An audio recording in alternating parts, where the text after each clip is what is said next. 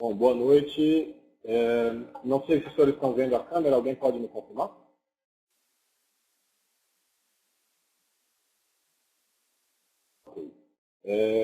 Eu peço desculpa pelo ambiente, pelo visual aqui da câmera, mas é o nosso ambiente PMDF aqui, é o que a gente tem à disposição. Antes de qualquer coisa, é um imenso prazer estar aqui com os senhores, com as senhoras. Considero uma grande responsabilidade, pois eu sei que aqui a gente tem doutores, mestres, especialistas, inclusive da área de tecnologia, e sei da importância do tema para a PMDF.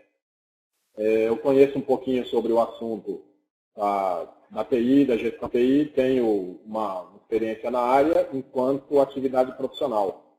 E espero que essa disciplina consiga transmitir a necessidade de uma gestão eficiente de TI em qualquer que seja a organização. Além de mostrar um pouco do que é necessário realizar na nossa corporação para que obtenhamos benefícios dessa área. Acredito que alguns dos senhores vão estranhar essa disciplina, pois não é o que se costuma ver e nem se espera de TI. A gente vai falar sobre gestão, não de assunto técnico da área. Tá? Então, vamos lá. Eu vou fechar a câmera aqui para a gente passar para o material do curso, ok? Obrigado.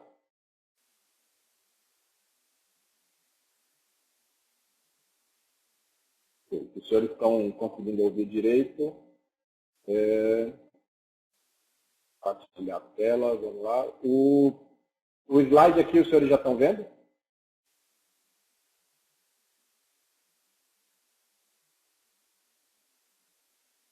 Ok, obrigado. Então vamos lá. A gente vai falar um pouquinho sobre estratégia, sobre tecnologia, sobre comunicação, e a gente tem que falar sobre a evolução social, sobre urbanização, socialização, a interação social que aumentou aí na nossa sociedade. Nós passamos a precisar mais de informações para tomadas de decisão. A competitividade na sociedade ela aumentou, ela requer uma gestão mais complexa das informações, recursos mais especializados, ela requer estratégia para que o negócio sobreviva. E a gente vem passando também para um mundo mais globalizado, onde a gente tem mais comunicação, nós temos competições globais. Nós não temos mais concorrência com o nosso vizinho do bairro, mas a gente tem concorrência hoje com alguém em outro continente. O volume de informações é imenso, a gente não tem mais como frear isso. E a gente vai falar também sobre como a TI vai ser gerida numa organização e que a gente precisa de um conjunto de disciplinas. O que nós vamos conversar aqui hoje não são todas as disciplinas. Eu sei que o curso tem diversas outras e a carga horária é bastante reduzida. Então, as disciplinas que nós vamos conversar aí são o foco básico, principal, para que a gente tenha uma noção do que é gestão de TI. Não teremos tempo para aprofundar, nós teríamos que, além das disciplinas que a gente vai conversar aqui agora, falar sobre planejamento estratégico em TI, gestão de inovação, análise de habilidade de projetos e diversas outras disciplinas. O tempo ele é exíguo e requer bastante aprofundamento pessoal. Então, quem tiver interesse, faça contato, pode conversar comigo, a gente conversa e aprofunda mais sobre o tema. Ok? Vamos lá.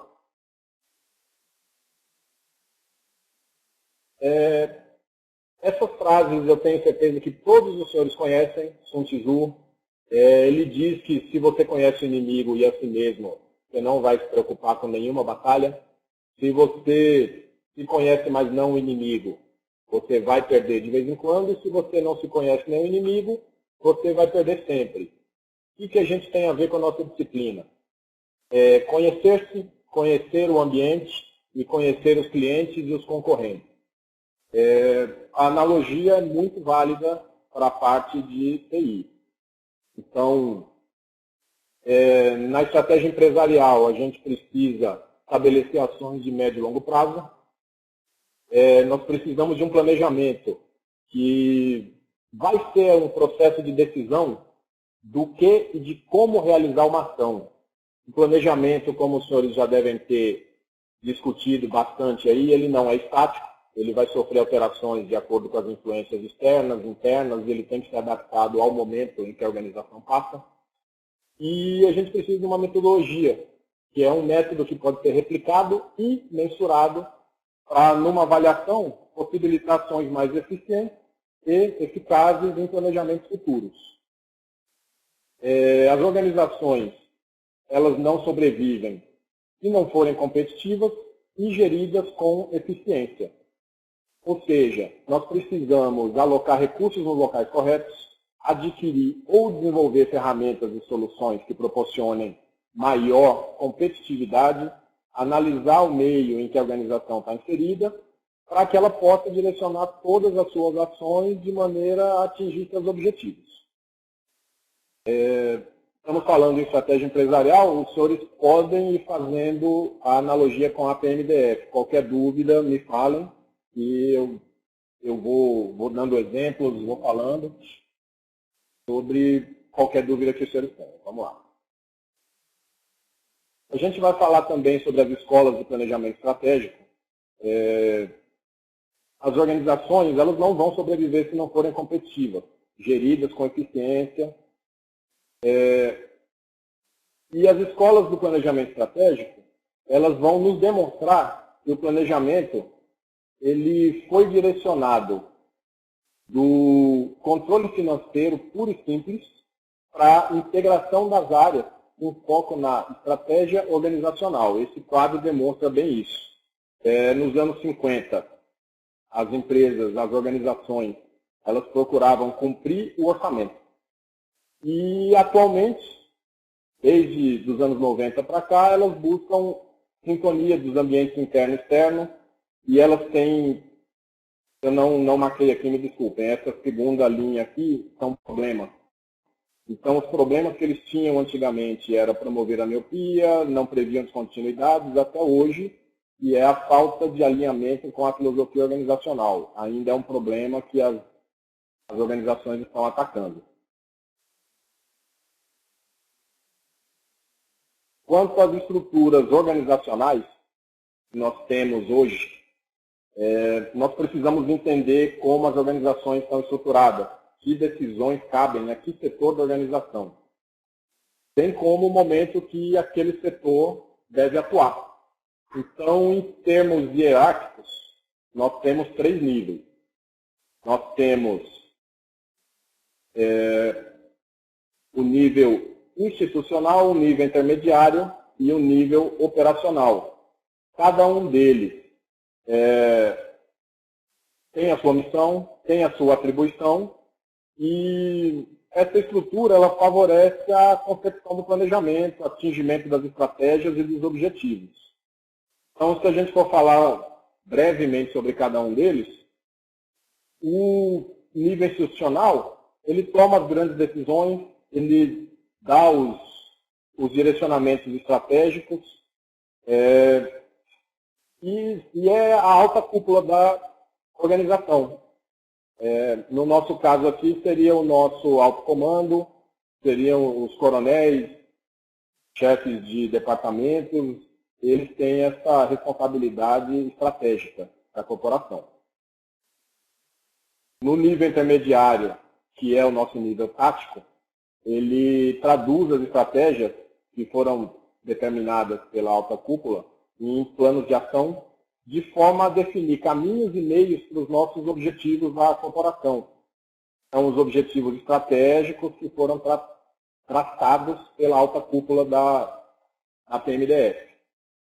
E no nível operacional, ele executa, propriamente dita mesmo, a execução dos meios dos planos de ação estabelecidos.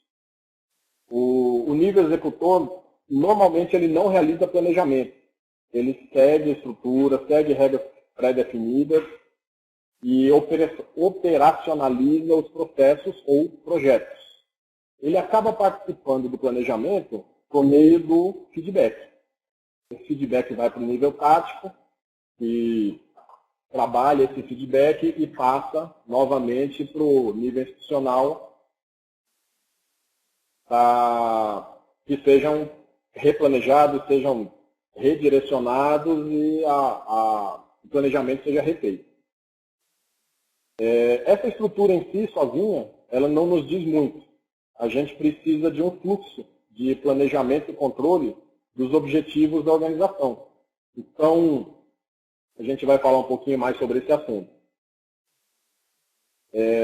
O fluxo básico de planejamento e controle estratégico, ele tem esses cinco fluxos básicos. Fluxo básico, né?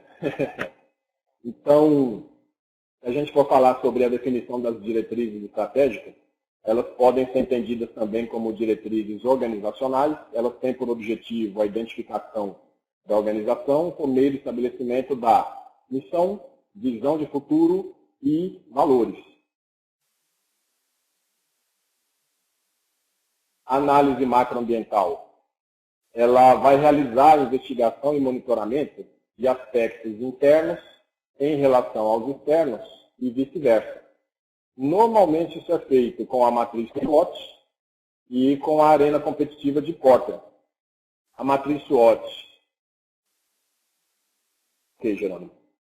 A matriz SWOT, ela vai analisar forças e fraquezas, oportunidades e ameaças, e a arena competitiva de Porter, ela vai identificar oportunidades e ameaças em relação a entrantes, substitutos, concorrentes diretos, clientes, etc. Além das 3 forças de influência macro, que são mudança tecnológica, volatilidade da demanda e regulamentação governamental. Quanto à elaboração e desenvolvimento da estratégia, o posicionamento de valor e o perfil de liderança vão direcionar toda a elaboração e implementação estratégica. O posicionamento de valor em complementação ao perfil de liderança, ele vai possibilitar identificar o que está sendo ofertado, a que valor ou custo. Então, a organização, por mais que seja a PMDF, que não tem foco financeiro, mas nós temos que ter noção do custo das nossas ações, temos que ter noção do que está sendo ofertado, se é eficaz, se não é, e tem que ser medido. Para que a gente implemente a estratégia, ela deve ser o mais rápido possível, nós temos que colocar em prática e monitorar os resultados. E, por vezes, acaba sendo mais importante colocar em prática do que alcançar um planejamento estratégico perfeito. Monitoramento e controle da implantação, ele vai se dar por meio dos objetivos e metas projetados em relação aos objetivos e metas realizados. Ou seja, o que se queria e o que foi alcançado. Uma ferramenta muito útil para isso é o BSC. Tem sido bastante efetivo aí no mercado.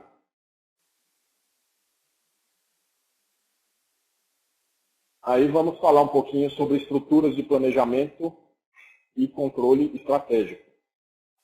Para isso, algumas ferramentas foram desenvolvidas para aprimorar todas as expectativas no que diz respeito ao alinhamento estratégico da organização.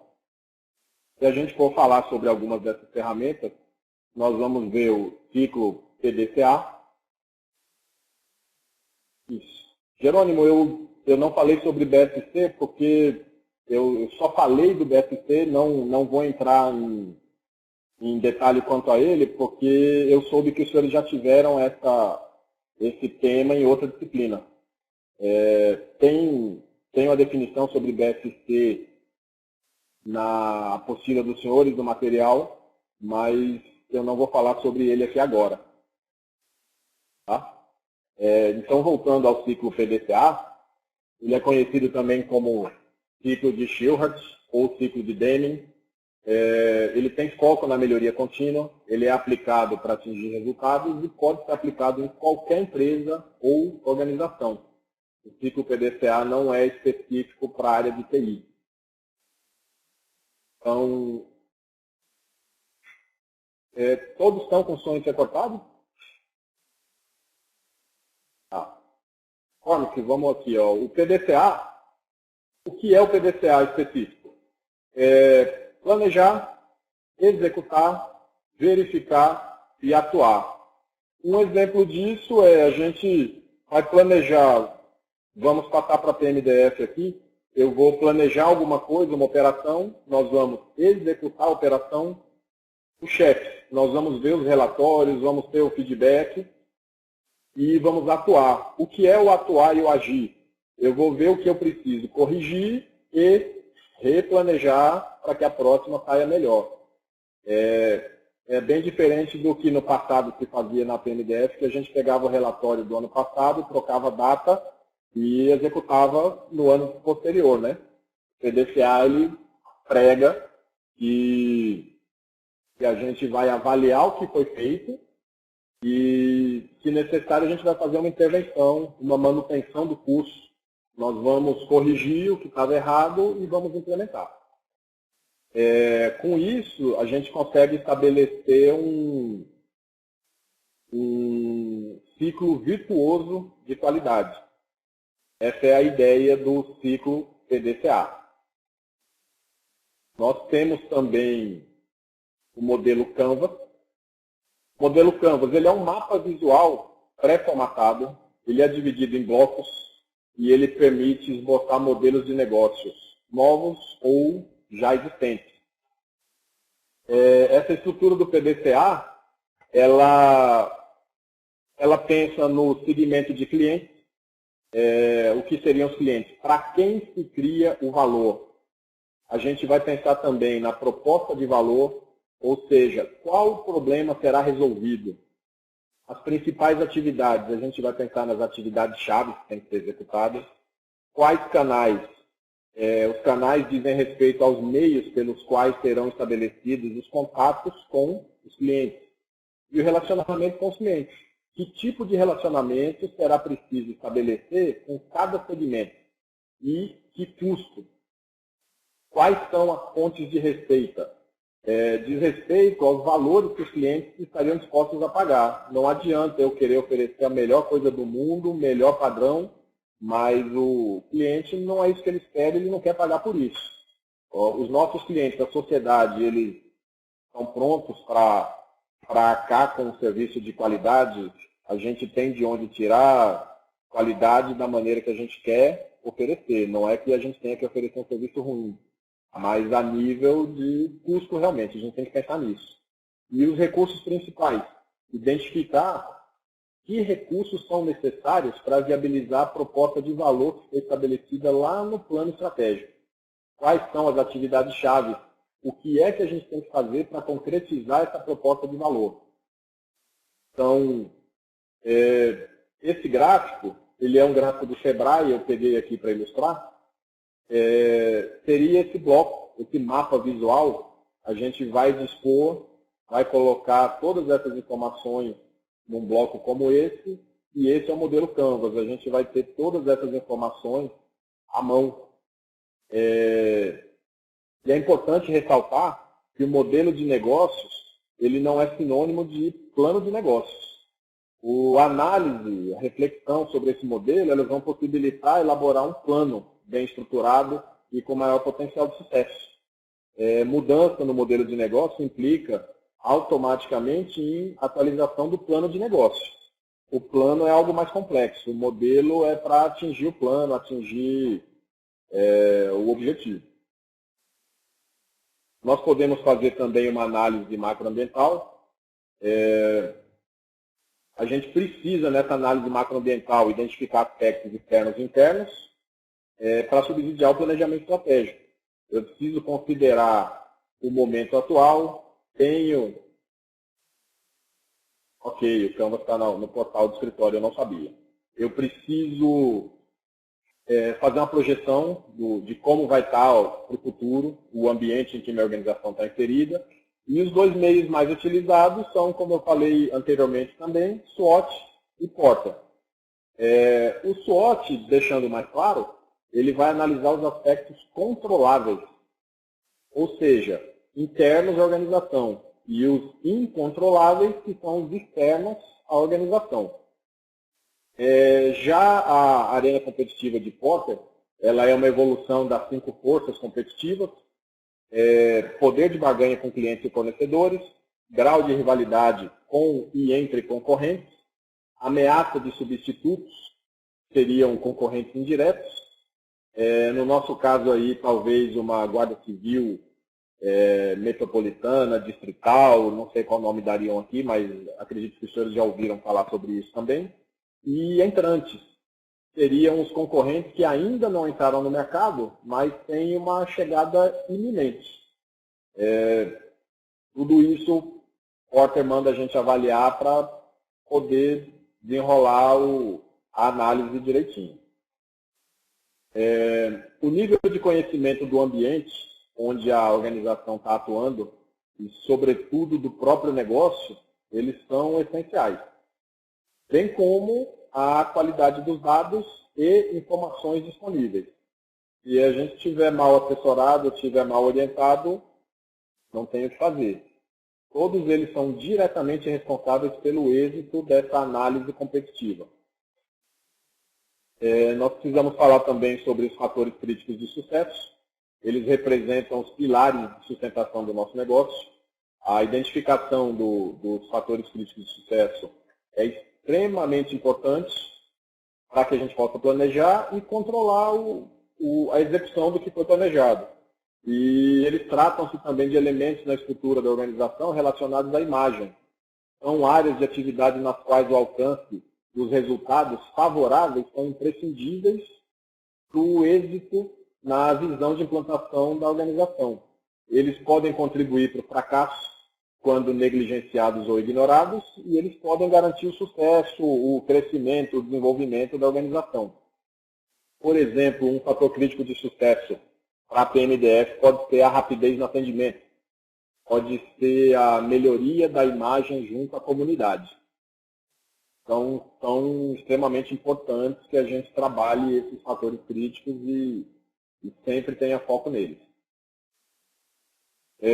Depois que a gente conversa um pouco sobre estratégia, a gente vai começar a entrar na parte de TI. Como a TI faz parte disso tudo, como ela se alinha com a estratégia da organização. Como a TI vai ter sinergia organizacional com a estratégia do negócio. Então, o alinhamento estratégico de TI, ele representa a capacidade de demonstrar relações entre TI e o planejamento de negócios. Ele tem foco em melhorar os processos organizacionais com medidas eficientes de desempenho, com o intuito de obter vantagem competitiva. Hoje a TI ela é essencial para eficiência operacional, ela é essencial para suporte à decisão, obtenção de vantagem competitiva, efetividade da estratégia corporativa e aprimoramento das condições de trabalho. Sem TI hoje é muito difícil que a gente consiga qualquer dessas ações.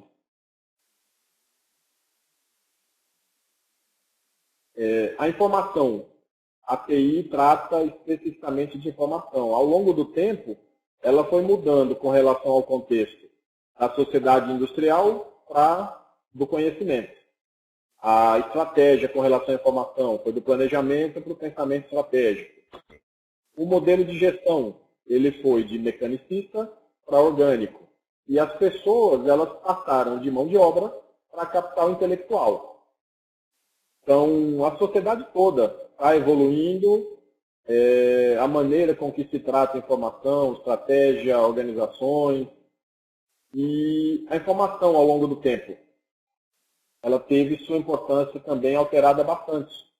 O seu conceito e a sua importância. Desde os anos 50, onde era um requisito burocrático, atualmente, anos 90 e século XXI, a informação é uma vantagem competitiva. ela garante a sobrevivência e prosperidade da organização. Tanto que os senhores devem ter ouvido já bastante que informação é poder. A gente não consegue fugir disso.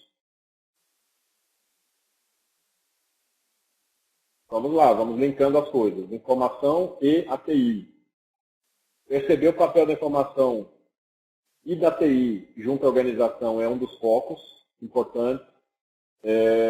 Modelos organizacionais distintos, avaliar a importância da gestão da TI, da informação, identificar o papel da informação na gestão do dia a dia e no apoio à definição, execução e integração da estratégia, analisar os ambientes externo, interno, organizacional e informacional de uma organização, também são extremamente importantes e foco da TI.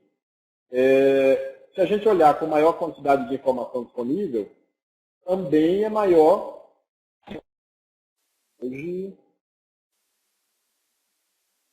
Jerônimo, eu não entendi a pergunta. Você estava perguntando sobre a informação, que é considerada estratégica?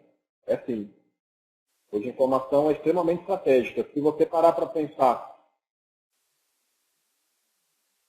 sim, é estratégica. Lá no quadro eu coloquei até os anos 90.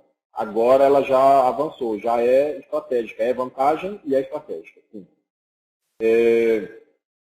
A quantidade de informação como aumentou, nós temos também maior risco para as organizações. Uma informação mal divulgada, um vazamento, causa um transtorno imenso e, dependendo do tipo de organização, até a falência. As informações, se elas são bem trabalhadas, elas se tornam conhecimento. Esse conhecimento é importante que ele seja utilizado nas dimensões sociais, econômicas, culturais, todas em que a organização está inserida. Assim a gente gera vantagem competitiva, vantagem estratégica e a sobrevida da organização. Quanto à governança de TI, a definição de governança de TI não é a definição, existem várias definições, a gente não tem só uma. Então eu citei duas aqui para os senhores, e uma é de Weil e Ross.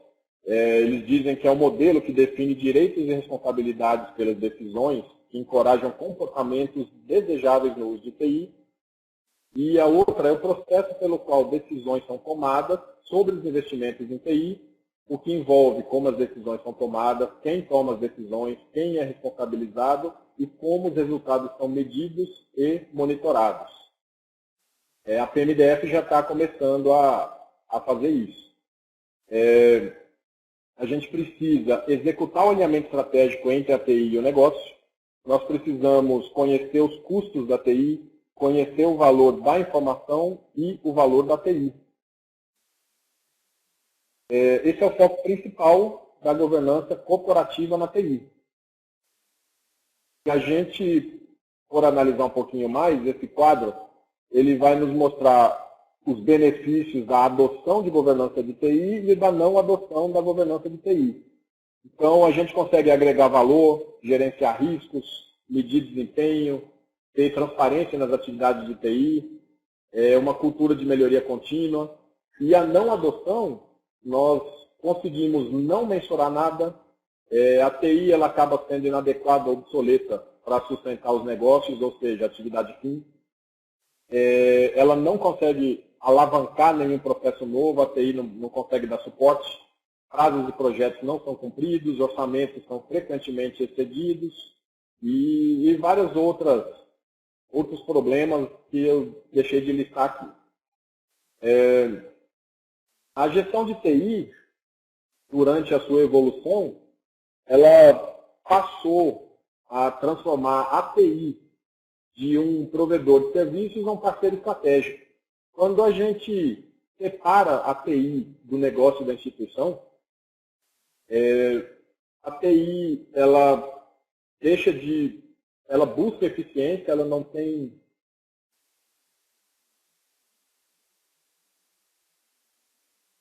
Maidana, daqui a pouquinho a gente conversa sobre comunicação. Só para não perder o foco aqui. Quando a TI ela é foco ela tem o foco em provimento de serviço só, ela acaba sendo vista como uma despesa e ela tende a ser controlada, ao invés dela ter um investimento a ser gerenciado. Ela atua independente do negócio, independente do foco da organização. Quando ela se torna um parceiro estratégico, ela é inseparável do negócio. Quando ela é um parceiro estratégico, os orçamentos são baseados na estratégia do negócio, os orçamentos da TI. E os gerentes de TI, eles são solucionadores de problema, ao invés de serem técnicos de TI.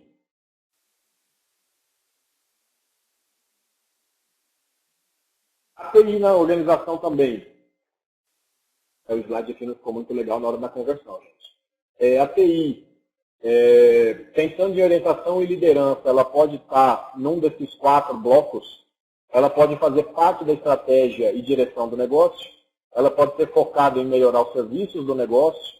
Ela pode suportar a estratégia e ela pode ser reativa às demandas do negócio. Dentre esses quadros aí, a PM eu acredito que já esteja mudando o cenário atual. Por um bom tempo ela foi somente um provedor de serviços. Acredito que ela já esteja começando a migrar. As políticas de governança de TI são as maneiras como a organização se relaciona com a TI. Então, a área de negócio e a área de TI, quando elas são sinérgicas, a área de negócios ela acaba cada vez mais tomando decisões relativas à TI. Como é, Carramar?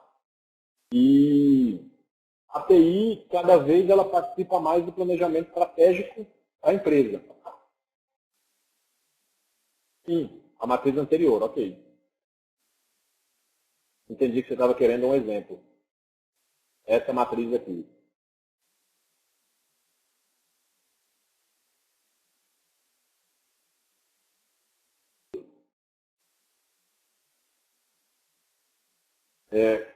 Quando a organização deixa de investir apenas em TI para investir em mudanças habilitadas pela TI, aí os processos de TI passam a agregar valor para a organização.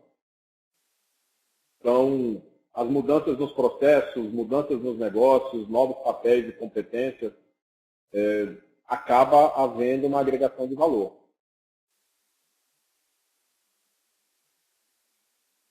Jerônimo, é mais ou menos por aí mesmo. Se a gente for falar em qualidade,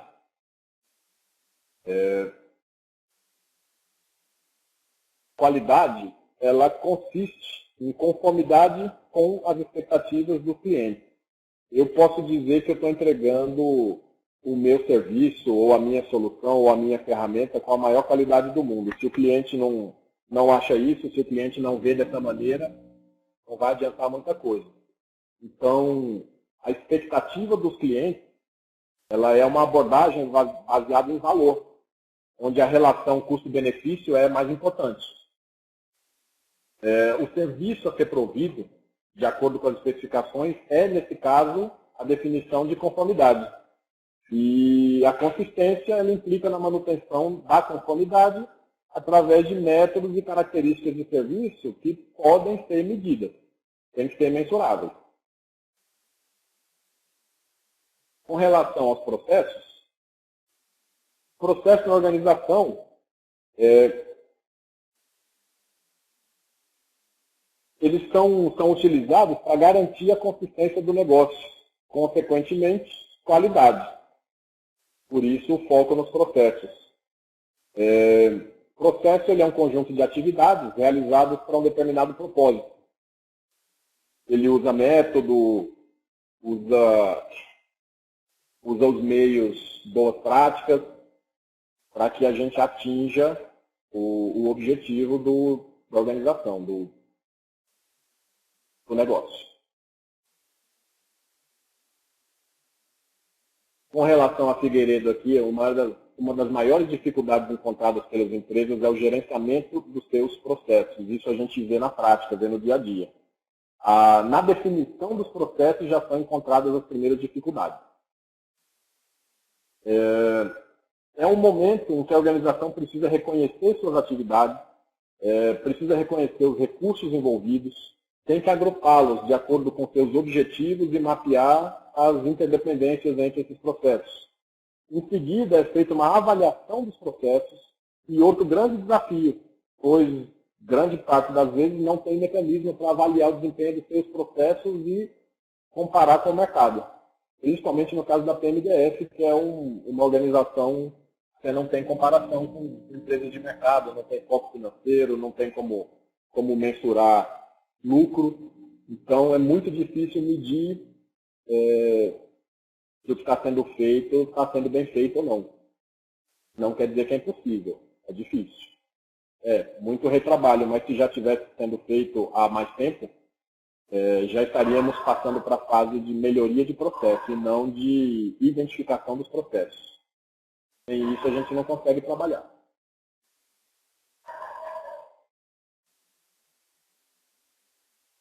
Existem várias estratégias e modelos para a melhoria de processos. Você para pensar como o SEI aí falou em 2001, o pessoal lá do Instituto de Engenharia de Software, o modelo ele é só uma representação simplificada do mundo. Então, a gente procura uma maneira simples de retratar o dia a dia. As organizações elas precisam reconhecer os seus processos, evoluí-los continuamente, pois não importa quão bem gerenciados eles sejam, eles sempre podem ser melhorados. Por isso, muitas organizações elas optam pela utilização de modelos que vão apoiar essa melhoria de processo.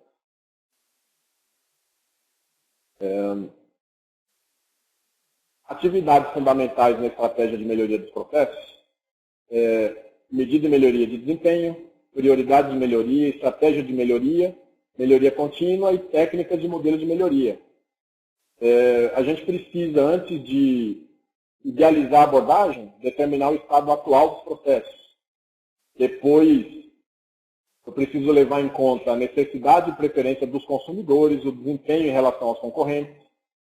Quanto à minha estratégia de melhoria, se ela for revolucionária, eu vou basear na inovação, eu vou presumir uma mudança dramática, grande na forma de trabalho, e contínua são menores passos de forma incremental e vamos melhorando o que já tem. Com relação a técnicas e modelos de melhoria, a gente precisa selecionar e usar as técnicas que melhor apoiem a implantação dessas melhorias. Aí foram desenvolvidos diversos frameworks, são manuais de boas práticas. Vamos falar de alguns deles aqui também. O CMMI, por exemplo, é o modelo de integração de maturidade e capacidade.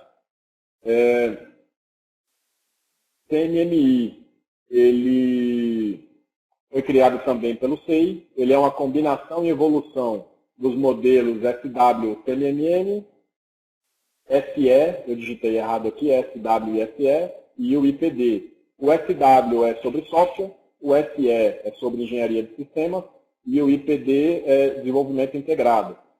O CMMI juntou todos eles, possibilitando aí um crescimento, expansão para múltiplas disciplinas, ao invés de trabalhar cada uma separada.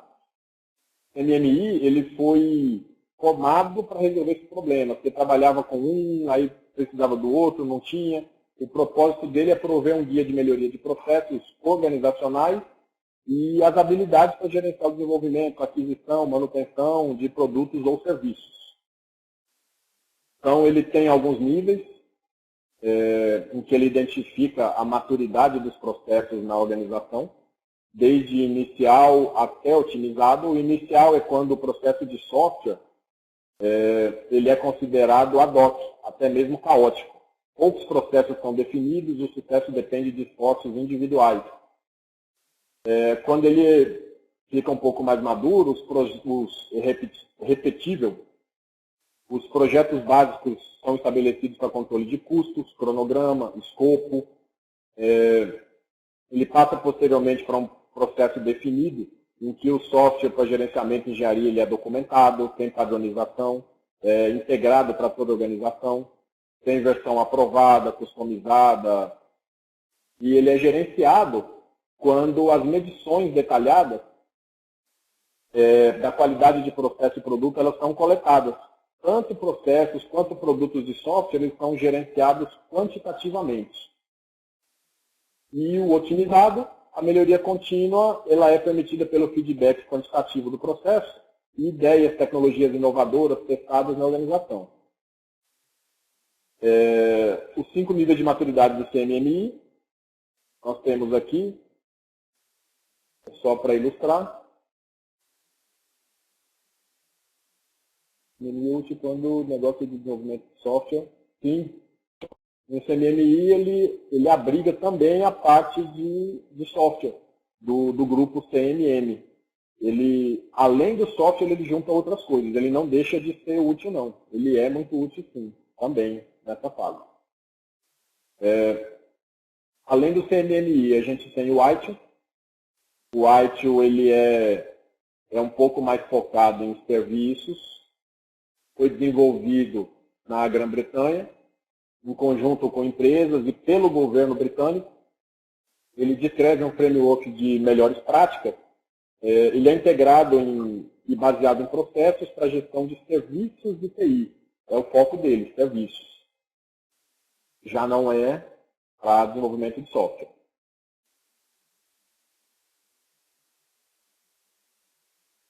O ITIL, ele procura abarcar todo o ciclo de TI das organizações.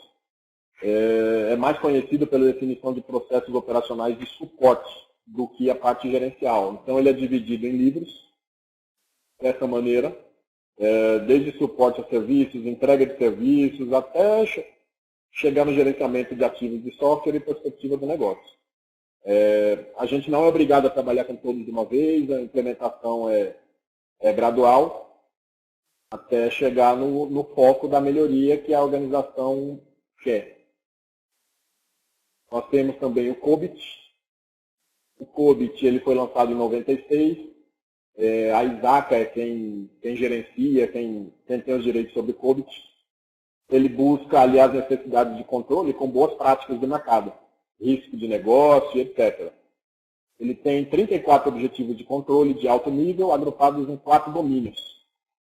Planejamento e organização, aquisição e implementação, entrega e suporte e monitoramento.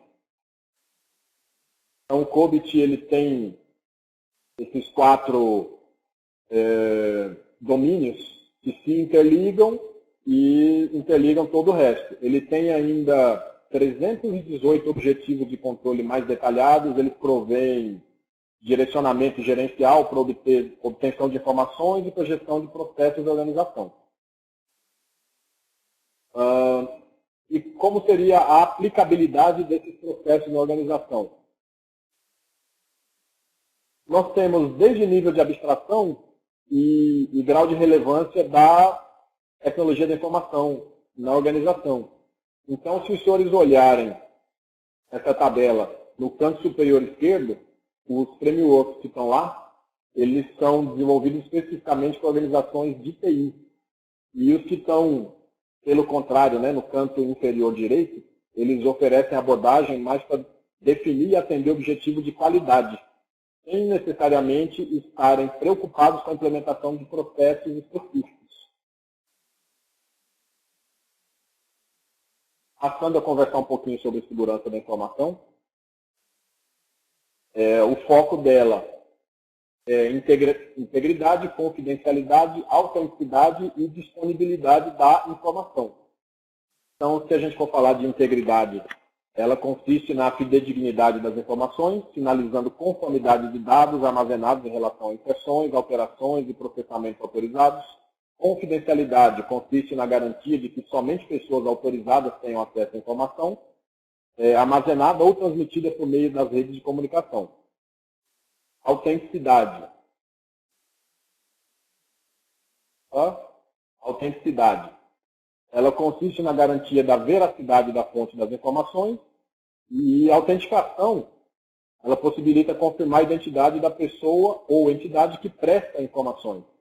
Disponibilidade quer dizer que as informações têm que estar disponíveis às pessoas e processos autorizados a qualquer momento durante o período acordado entre os gestores da informação e da área de informática. a gente pode estabelecer uma política de informação, não só pode, como deve. Isso, a FID, até esqueci desse acrônimo aí. A política de segurança da informação são diretrizes estabelecidas que determinam o direcionamento que a organização deve seguir para que estejam assegurados os seus recursos computacionais e as suas informações. Quanto à política de segurança da informação, uma área responsável pela segurança das informações, ela tem que iniciar o processo de elaboração da política, bem como coordenar sua implantação, aprová-la, revisá-la, além de designar funções de segurança. É importante também que pessoas de áreas críticas da instituição participem do processo, como, por exemplo, a alta administração. No nosso caso, o alto comando. Proprietários e gestores de sistemas informatizados. No nosso caso, por exemplo, o GEPS é gerido pela DP, DGP, né? O sistema de saúde pelo DESAP e por aí vai. Todos eles têm que participar. Os gestores setoriais também. E a política de segurança ela deve ser aprovada pelo mais alto dirigente da instituição. É um pré-requisito importantíssimo. Ela deve extrapolar a área de TI, portanto, ela deve ser divulgada a todos, inclusive extra-corporação. Ao contrário, ela tem que estar integrada também à missão, visão, negócio, metas institucionais. Ao contrário de ficar dentro da TI, ela tem que ser extrapolada assim. E ela tem que ser integrada ao plano estratégico. O seu processo de implantação ele tem que ser formal, tem que ser passível de ajustes, o tempo desde o começo até o término normalmente é longo, e as principais etapas dela são elaboração, aprovação, implementação, divulgação e manutenção. A divulgação ela é um passo indispensável para o processo de implantação ter sucesso. E quando ela é violada, a própria política ela tem que ter os procedimentos adotados para cada caso, de acordo com a severidade, a amplitude e o tipo de infrator.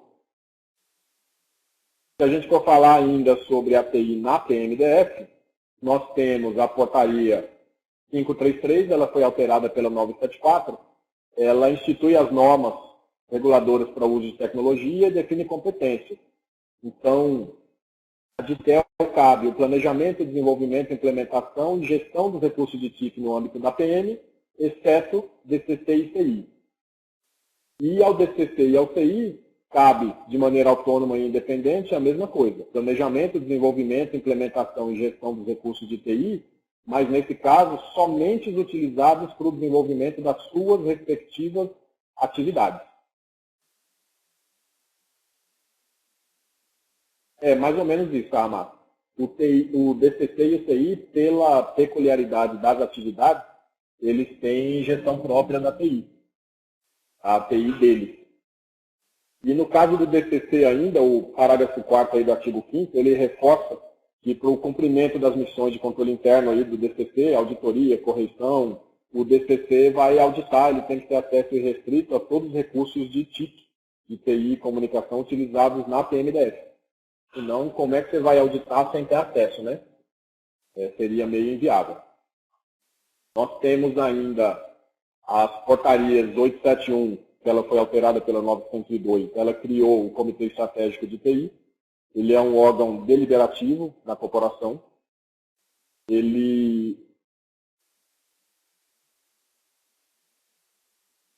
A massa de cabeça não, mas eu vou dar uma lida aqui e eu te mando depois. Na verdade, não tem uma norma, não tem uma ISO. Tem orientação do Ministério Público, nós temos uma lei de combate a crime cibernético que diz, eu mando para vocês depois. Tá? Nós temos legislação que recomenda que as corregedorias, tanto da PM quanto do bombeiro, tenham a sua TI em serviços, eu vou mandar, em servidores independentes, geridos dentro do órgão, para poder e confidencialidade, segurança e etc.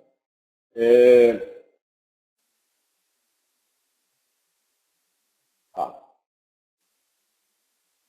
Ainda com relação ao comitê estratégico, a finalidade dele é estabelecer políticas e diretrizes para a integração dos sistemas que compõem a plataforma operacional e promover o alinhamento da área de negócio com a área de TI. E tem comissões instituídas no AM no sentido de alterar essa estrutura. A ideia é criar um comitê executivo de TI para definir as diversas ações que vão chegar ao comitê estratégico, para que elas cheguem mais trabalhadas somente para a decisão final. Nós temos ainda a portaria 899, que ela institui o plano diretor de TI, ou seja, o PDTI. Ele é um desdobramento do planejamento estratégico e ele visa aprimorar a gestão de TI na PMDF. Com relação ainda à aquisição, nós temos a 891. Ela estabelece o processo de contratação e aquisição de soluções de TI, como disposto na IN 04, lá do Ministério do Planejamento, Orçamento e Gestão. Desde 2010, a administração federal já era obrigada a usar a IN 04. O GDF, decreto 34637 de 2013, ele determinou que os órgãos da administração distrital seguissem também a IN 04. Então, desde 2013, nós estamos nessa. Então, o processo é assim, o DOD é o primeiro documento que é feito no momento da aquisição de TI, é o documento de oficialização de demanda. Ele é encaminhado para o coordenador setorial de orçamento, que vai realizar uma análise técnica preliminar da demanda, vai indicar um integrante técnico para compor a equipe de planejamento da contratação, vai incluir a demanda no plano interno de orçamento setorial e vai encaminhar o DOD para a área requisitante para ajuste, caso necessário. Vai de 7 mil CARMAF de 1 a 5, se eu não me engano. São avisos de segurança de TI. Posteriormente ao DOD ser feito ali, ser indicado um técnico, o DOD vai ser encaminhado ao EM, o EM vai realizar análise referente a alinhamento estratégico, orçamentário, portfólio de projetos, vai decidir motivadamente pela contratação, solicitar o DLF que indique o integrante administrativo, vai instituir a equipe de planejamento da contratação e vai encaminhar o DOD para a equipe de planejamento para desenvolver os documentos necessários. A equipe de planejamento vai cumprir os requisitos da IN 04, que é fazer análise de viabilidade da contratação, plano de sustentação, estratégia da contratação e análise de riscos, e os requisitos da NGP da PM, que é o termo de abertura de projetos, declaração do escopo e a estrutura analítica de projetos. Posterior a isso, vai ser elaborado o termo de referência, que é uma consolidação de todos esses documentos elaborados pela equipe de planejamento. E essa documentação toda vai ser encaminhada novamente ao CSO para análise técnica da solução. Posteriormente, o CSO, depois de um parecer técnico, ele vai encaminhar para o comitê estratégico para priorizar os investimentos. E, posteriormente a isso, inicia-se a fase de seleção de fornecedores, gerenciamento de contratos, e aí já é uma fase toda interna do DLF.